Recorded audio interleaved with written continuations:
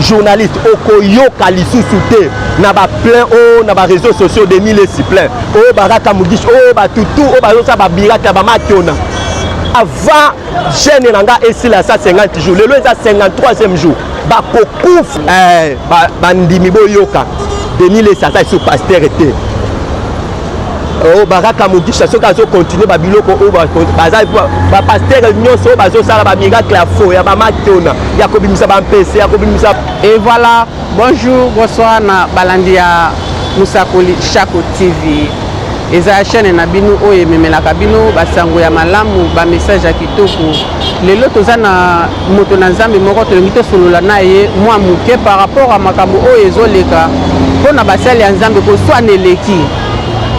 Pasteur Denile sabimisi nzembo na ye moko ya bien me basali ya nzambe ebele bazoboya yango. Tozomona ba mosusu bandima yango. Pasteur Denile sayo moko alobi ke nzamba alobi bokende bosakola na mokili mobimba bisika nyonso o bato bazwami yango nda akotaki na ye ntina babwate nyonso mpona kosolula na bayimboka basali ya nzambe mosusu oyo bazalaka na kati kuna mpe aluka mwaya alungola bango na banzela ya mabe me bato nyonso baza koboya ye bandimi baza na kati eglize na ye te bandimi balongwa pembeni na ye aza kokotisa bango na nzela mabe kala mingi te tozokotisa ndeko na biso tomeka nanu mwaya kodevelope na ye mwa moke na famille moko na este kuna baza na bango baza ndenge. Oui, bandeko tout na este baza bien baza bango bien baza bien. Grand Kivu Mobimba, Nord Kivu, Sud Kivu, province orientale, à côté à Itour, partout, Grand Katanga, donc nous sommes sur l'iPhone Mobimba, par la grâce de Dieu, bien, en dépit des phénomènes au Torah na Congo, où ils ont consisté à commettre en exergue politique et à balkanisation, où ils ont depuis indépendance d'Abisso, où le Premier ministre d'Abisso Lumumba a dénoncé. Alors l'éclatement du Congo, c'est demain la Belgique qui va balkaniser ce pays en lui imposant un gouvernement contre la volonté de son peuple. Et depuis ce temps-là jusqu'à ce jour, c'est le gouvernement toujours contre la volonté du peuple où ils ont se succédé. Kassarou Badaki contre la volonté à majorité, donc imposant qui est. Donc Mobutu Adaki contre la volonté à majorité, imposant qui est. Les armes avec Laurent Désiré Kabila contre la volonté du peuple, même imposant qui est. Joseph Kabila, donc Tangu Kabila Koufi, donc toujours et Tshisekedi toujours donc même politique, ils ont continué à imposer toujours les dirigeants contre la volonté du peuple. Donc ils forment la balkanisation. Lumumba dénonce, Kinga peut dénoncer encore, mais nous espérons que le Congo spirituellement, comme il n'a jamais compris la balkaniser, qu'on n'a jamais balkanisé, nous avons prié pour Nambo. Mais vous avez prié pour Nambo. Est-ce que vous avez pasteur et Mboko, vous avez un Bomoko, pasteur et Mboko, nous avons partagé certains Mboka, mais nous avons pasteur et nzambe moko te eza na bato mosusu bazosalela Satan, bato mosusu bazosalela nzambe, bato mosusu bazosalela mabumu na bango. Donc comme Bible elobi parce que eza na baserviteur oyo bango moko bamitia bamosusu bazosalela libumu. Donc biso nyonso toza na même pensée te au préalable baoyo baza ya nzambe biso nyonso toza elongo na nzambe parce que nzambe azoprotege biso, azooriente biso, azofaire marcher biso selon pensée na ye. Mais tozomona bayimbo kaka bino ba pasteur kaka mwa mikakatano adre bino na bino me bino nde bozo sala effort okete bo vandisa biso tozala na bomoko bolingo eza na kati na biso me bino moko bolingo eza te eza par rapport à nini ozo sala biloko wana.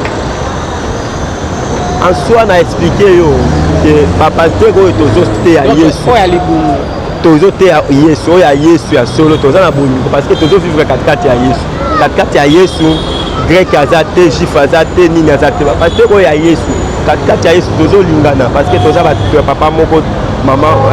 et papa moko, donc toza famille moko. Ndenge toza katikati ya Yesu, donc en Jésus-Christ toza donc na bomoko me baoyo mosusu baza ya yesu te nde baza koya kopesa image mosusu oyo eza image ya église te parce que na église eza kaka basali na nzambe ya yesu te eza basali na nzambe mosusu ya libumu bamosusu ya satan parce que satan mpe azotinda basali na ye na église oyo ya yesu toza moko mpe toza na bomoko tozoyokana. Oui, merci mutu na nzambe tolenanga tuna mwa mutu na moko mokeme ese acre naloba nano ata bakomona bango mpe baza bato bavanisaka biso batemaka liboso na biso tobengaka na bango tobengaka bango bapasta oleka tobenga bango bakulutu ya lingomba me tobenga bango bapaster badadi na biso mwa mikakatano acre paster Mudisho na nani na paster na biso mosusu aza voici l'homme oyoka paster Mudisho azolobaka ete atiki bible siko paster wana nini okoki koteya ye to kose nini okoki koloba liboso ya balandi na biso na Musakoli Shako TV mpe basimba yango to ye mpe omeka nani kopesa meme ata verset moko ya bible oyo ekoki koteya ye. Bon, naturellement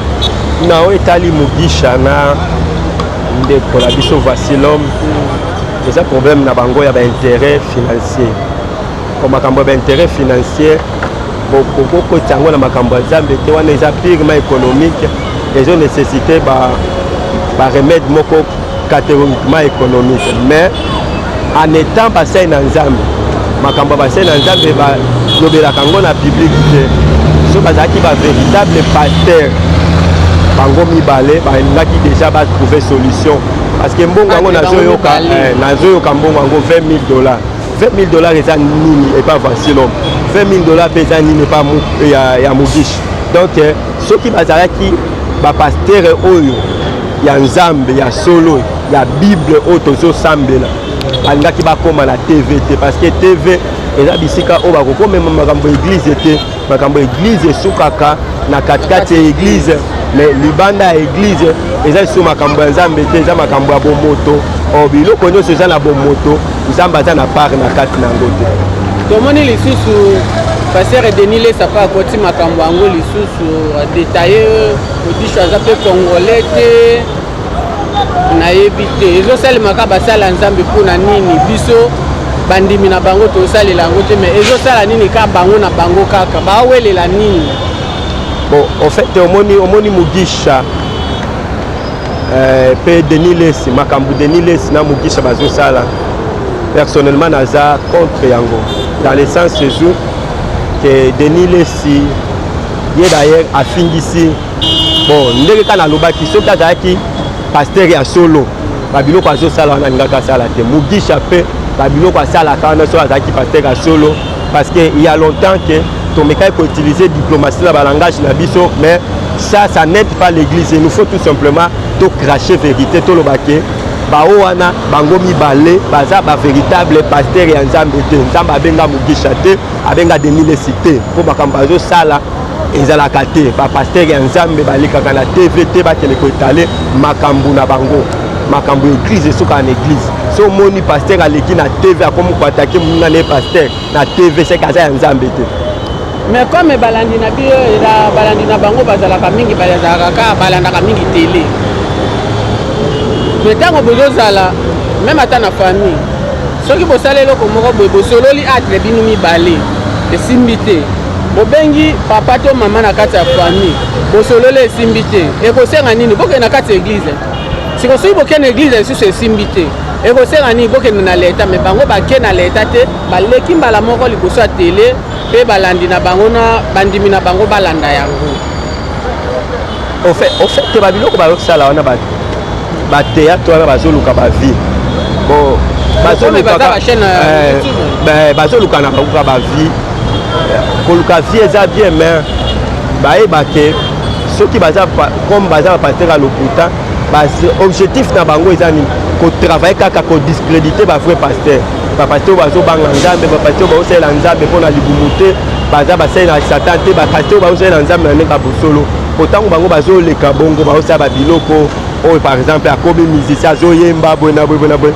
babiloko wana ezosilisa crédit ya bapaster ya nzambe parce que objectif ya Satan eza kotravailler mpo na crédit église ya solo de sorte que bato balongola foi epai ya basai na nzambe mpe balongola foi epai ya nzambe parce que yesu azoloba croyez en Dieu et croyez aussi en moi. Donc ce bato bazondimela bapaster te eza difficile bandimela nzambe parce que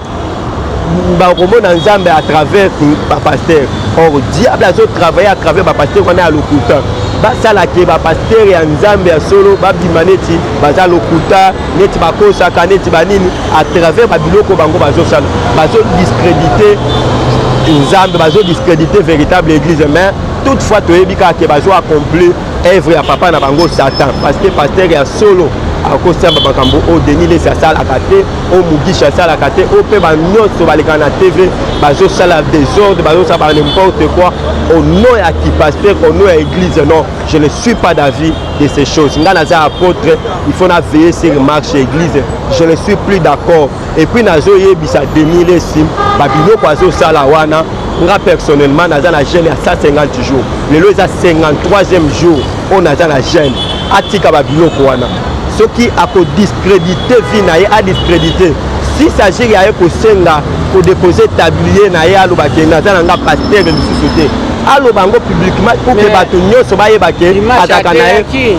te tika pour que journaliste tika nga na se défouler pour que bato tout bayeba ke ye azalaka na pasteur te azalaka na ye makambo mosusu parce que bongo ezodiscréditer église ya nzambe ezodiscréditer nzambe ezodiscréditer nini eloko oyo esalaki ke Eli ase fâché pour que aboma baprophète ya Baal ezalaki parce que bato babande kosaccroche na baprophète ya Baal au détriment ya prophète ya nzambe oyo ezalaki Eli ntango oyo azosala babiloko wana ezolongola même crédit na bafamille nani yango aondimela biso pasteur parce que bazomona Denis Lesi aza boye Denis Lesi azosala boye babiloko wana nyonso eza bien te Dodo Kamba ye lokola président église ya Réveil azokokoloba eloko te bakalkeza bato nyonso bazoloba eloko te ngai en étant apôtre oyo ya Yesu ya solo lokola naza na jeune ya 150 jours na leki na TV pour ke naloba na Denis Lesi soki ayoki ngai na Baraka Mugisha soki akoyokanga bato nyonso oyo bazodiscréditer église bamiracle ya lokuta babiloko ya bisala sala napesi bino 1 mois boleka na TV boloba ke tozaka na biso bapaster te toza base ya Satan tokotika kapuke tozwa mongo boye na boye bapaster ya solo baza na bango botika bango basela nzambe na ndenge bosolo mais soki basali yango te avant que jeune nanga 150 jours efila ezala mabe mpona bango baleka na TV bango moko badénoncer mpona babiloko wana esimba lisusu église te. C'est ce que nakoki koadresse parole parce que ezochoke ngai komona ndenge bato bazodiscréditer biso bato bazorespecte biso te à cause ya quelque bato oyo bazoleka na TV bazoloba mpona bango moko nzambe peut-être abenga bango te mais bato bazozwa biso nyonso baotia biso et puis nazolobela na bafrère mpe bapayen ou bien bachrétien oyo bazolinga bakotisa bapaster nyonso na molongo ya Denis Lesi na molongo ya bafaux paster oyo bazoleka bazosala n'importe quoi okeba na yo bafrère paster baza na mboka oyo bapaster oyo balukaka nzambe baza na mboka oyo bapaster oyo bazogene baza na mboka oyo bapaster oyo basalaka bamiracle ya makiona te baza na mboka oyo bapaster oyo baza na présence ya nzambe baza na mboka oyo soki okontinue kaka bongo kotia biso nyonso na meme lo ya bafaux paster okokufwa au nom de Jésus. Oui, moto na nzambe tomoni mwa kanda moko imati na kati na yo mais pasteur Denis Lesi nzembo oyo ya binisi tika koloba biloko wana nalingi babiloko wana te journaliste loba babiloko ya malamu mpo babiloko wana ezoénerve ngai parce que eza kodiscréditer église ya nzambe église oyo Yesu akufelaki église oyo Yesu asopelaki yango asopaki makila na yango na ye mpo na yango l'église que notre Seigneur Jésus-Christ il a payé de sa vie de tout ce qu'il était. Il était véritablement Dieu. Il a quitté le ciel pour venir sauver l'église. Mais les gens, soit na kombo na été, baso discréditer œuvre à quoi? C'est une œuvre journaliste. Ce qui va te baser sur un zambete, pour mettre l'anga masolo na bangote, pour kotanga bangote, parce que ils ont énervé. Donc bangonde ba boy, effacer bango déjà na liste oya bandi basali oya nzambe ya solo. Bandi mibo yoka. Denis Lesi ata sur pasteur était. o baraka mogisha soki azocontinue babiloko oyo baza bapaster nyonso oyo bazosala bamiracle ya fo ya bamatona ya kobimisa bampese ya kobimisa bato bambisi ya kosala babiloko baza bafaux paster boboya bango et puis boloba te ke bango parce que bazosala bongo nde bapaster nyonso bakota na meme lo bavrai paster baza nazoyebisa bino na mboka oyo bato bazoyoka nzambe alali boye ayoki nzambe afungoli miso boye akutani na nzambe toza na mboka oyo alors botia biso nyonso na meme lo te soki otie biso nyonso na meme lo te na meme lo eloko moko ya mabe kokomela yo bapaster ya bien baza bango wana baza ya nzambe te. En tout cas, bandeko eza ya koyinda ndenge eza boye moyen kutu na lobeza te moyen na lobeza te moto na nzambe mituna mosusu nakanaki mpe natuna ata kotuna ye mpona oyo etali paster Deniles azolinga koyoka ata kombo ne lisusu te ke to efase ye na kombo oyo ya bapaster kotia ye te ye aza ne paster te ye aza moto ya bakofi ye aza moto ya bamiziki ya mokili ye aza ne payen me ye alobi aleki kofi mpe na mbongo wana eza babiloko ya bapayen papa ngai naza payen te ngai naza apôtre ngai nateyaka yesu abenga ngai yesu abimela ngai yesu abimela ngai alobela ngai ke Sébastien mokili esili wapi bandimi ya le rocher alors ntango bango bazosala bateatre oyo bazosala au moment oyo mokili esili tozomona basigne nyonso ya temps de la fin bamibali na mibali bazobalana basi na basi bazobalana oyo yesu alobaki ce qui est arrivé du temps de Noé et du temps de Lot arrivera aussi dans le temps du fils de l'homme babiloko wana oyo ya bahomosexualité tozomona yango mais bango bazozwa lokola église ekomi ya je ne sais comment les gens n'arrivent pas à comprendre que nous sommes au temps de la fin. Pourquoi tout simplement bazomema esprit égarement pourquoi bazomema esprit ya babiloko oyo bazosala donc baza ya nzambe te lokola baza ya nzambe te journaliste kopesaka bango chaîne na yo te kopesa bango micro lisusu te koluka droit réponse na bango te baza ya nzambe te et puis na accordé bango un mois naza na jeune ya 150 jours peuple de Dieu naza na jeune ya 150 jours bato nyonso bazosimba kombo ya nzambe na lokuta na mboka oyo avant jeune na nga esila 150 jours lelo eza 53e jour bakokufa soki base repentir te bakokufa soki base repentir te parce que mboka oyo il faut to rétablir hôtel ya nzambe il faut yesu azonga na mboka oyo parce que ce pays appartient epai ya nzambe parce que bapoliticien badecevra bato batutu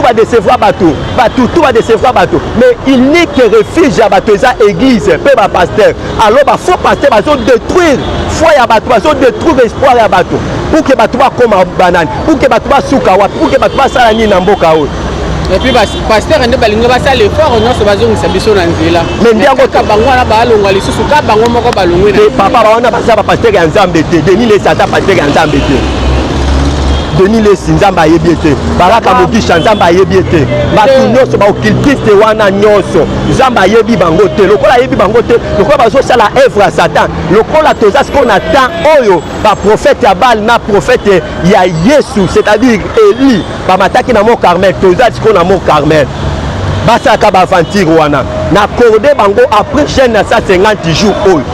journaliste okoyoka lisusu te na baplein oyo na baréseaux sociaux de mille esi plein oyo baraka mogishi oyo batutu oyo bazosala babiraka bamatona batutu oyo bazokosa na kombo ya nzambe okoyoka bango lisusu te kobanda lelo ti le 28 décembre banda kokonte. Merci bandeko nyonso bakozwa libaku ya kolanda émission na biso oyo bozwa biloko oyo bopartage partout na bisika nyonso oyo bozwami soki ozalaka peme na paster Denis Lesi ayebisa ye ndeko oyo abandaki kozala na ye neti mwa nzela moko na miniti oyo alongole na kati ya motema na ye alobi lisusu pembeni na nga lisusu te epuis bandimi nyonso bazala lisusu pembeni na ye te mpe azobungisa bango kaka mwa liloba oyo ya suka te me tokozalaka na biso kaka apres ni jeune oyo oza nango soki ka esili kaka toyebi ke tokozonga na yo lisusu bachiffre ezotikala maloba na yo etikali soki ka bango bakontinue kaka tokoyebisa oke bango wana deja basa baple na bango soki basali baple te ekokomelaka yo kaka mwa liloba ya suka oyo kolobela basali ya nzambe na bayo nyonso baza kolanda bino nsima liloba ya suka eza te par rapport ya biso koloba parce que biso toteyaka ke nous sommes cette génération que Dieu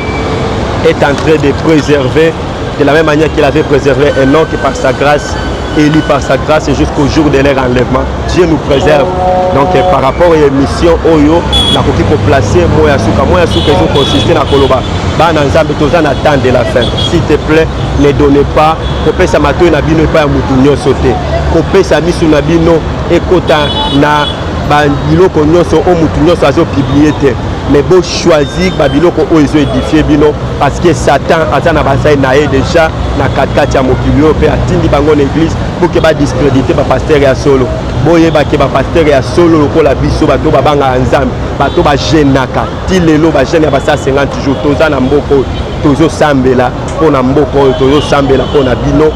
bo croiser ma beau côté nzamba kotika église na été aussi longtemps enlèvement salimina nuté Satan na ba sali na inoso ba kolonga biso te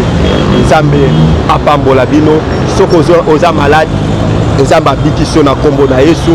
soki oza na problème moko ezanga ki solution nzamba pese solution na kombo na Yesu bisika on habitaki o libaku en étant homme de Dieu soki oza mwana nzambe ya solo limbisa ngai mais bisika na lobi malamu kanga yango toza na taya suka nzamba pambola bino bye bye.